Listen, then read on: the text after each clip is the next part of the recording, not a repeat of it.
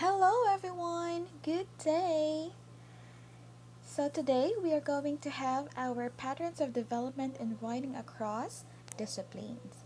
So I will be your teacher, Teacher Sheila. Welcome. So for this lesson, these are the objectives. So for our first activity, we have here 8 objects and 8 pictures that you're going to identify whether they belong to then and now. So I will give you 10 seconds to identify what are those pictures that belongs to before, that is then, and for the now.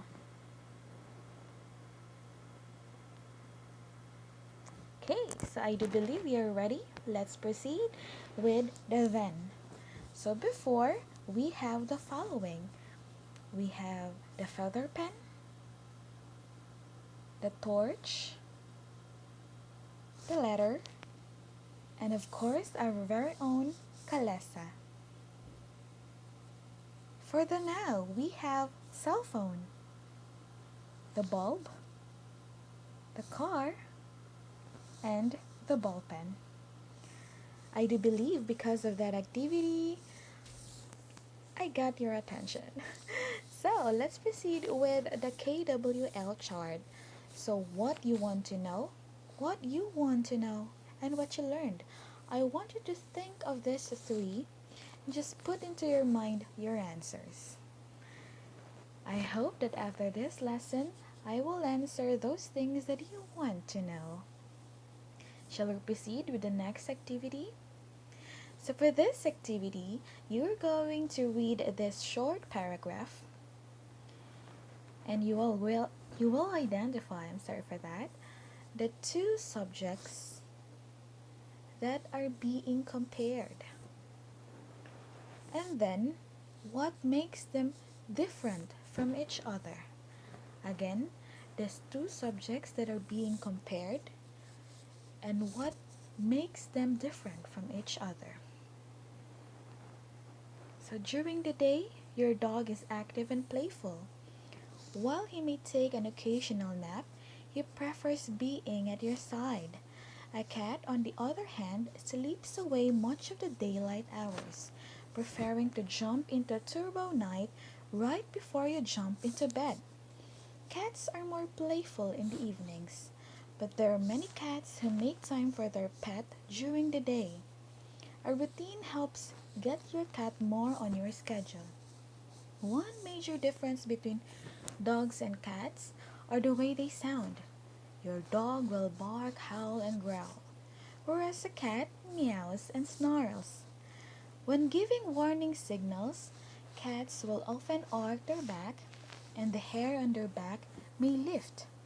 Dogs will show warning by baring teeth and staring. Both animals will usually make sounds, such as growling and snarling, when warning another animal or human to keep their distance. So for the question, what are the two subjects being compared? There you have it. We have the dog and the cat. Can you identify those terms that makes them different from each other? Very good. So as you can see, a dog is active at night, at the morning, while the cat is sleepy.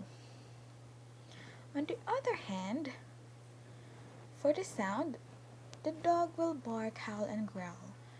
For the cat, it's just meows and snarls. So did you got it? There you go.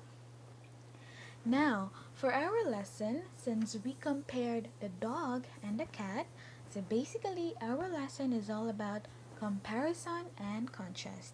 So comparison and contrast is one of the patterns of development in writing across disciplines. Comparison and contrast examines how given subjects are either similar or different. Comparison examines how subjects are the same, while contrast examines how subjects are different. So for you to know whether that signals comparison and contrast, one must observe the appropriate transitional words and phrases. So what are those transitional words and phrases? First, let's have for the contrast. So these are the following transitional words that you can use for the contrast. Take note, these are just some. When you do some browsing, you can still see a lot of transitional words for the contrast. For comparison, these are the transitional words that you can use. Again, these are just some of the lists. You can still search more of it from your browser. Okay, so let's have another activity. This activity has some relationship with the activity that we had a while ago between the dogs and the cats. So just like with the question I posted a while ago, so you are going to identify two subjects that are being compared. And then for the additional question, you are going to identify the transitional words for the comparison and contrast used in this text. So let's read this one. Homeschooling offers some significant advantages over the traditional public school system.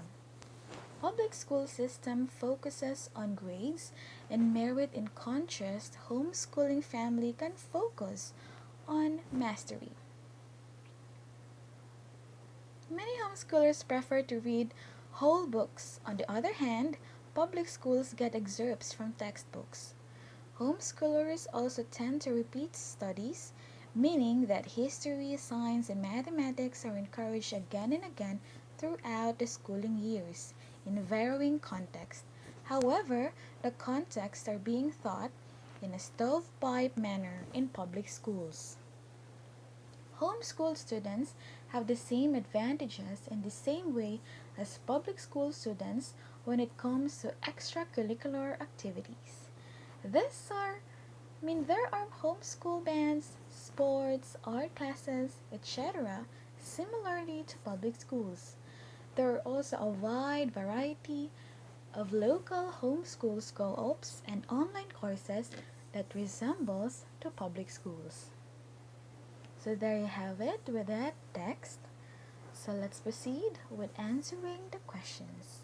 The first one is, what are the two subjects being compared? The answer is homeschooling and traditional public school system. So those are the two subjects being compared.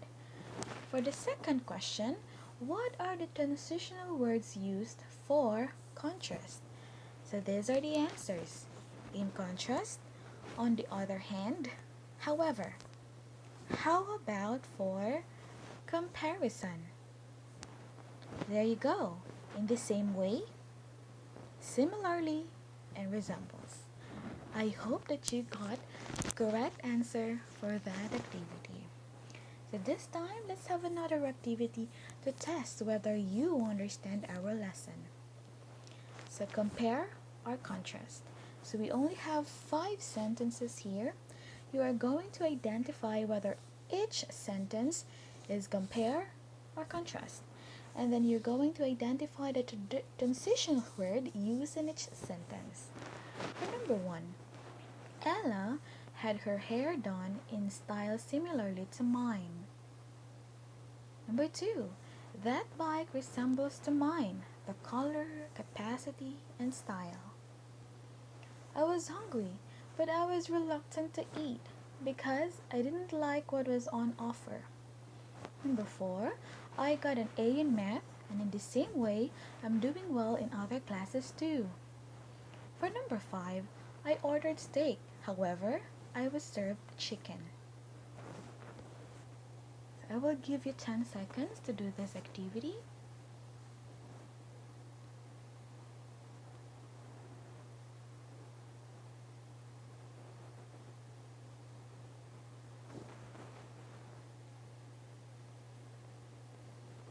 Time is up. Let's check your answer. So for number 1, the transitional word is similarly. Is it compare or contrast? So there you go, it is compare.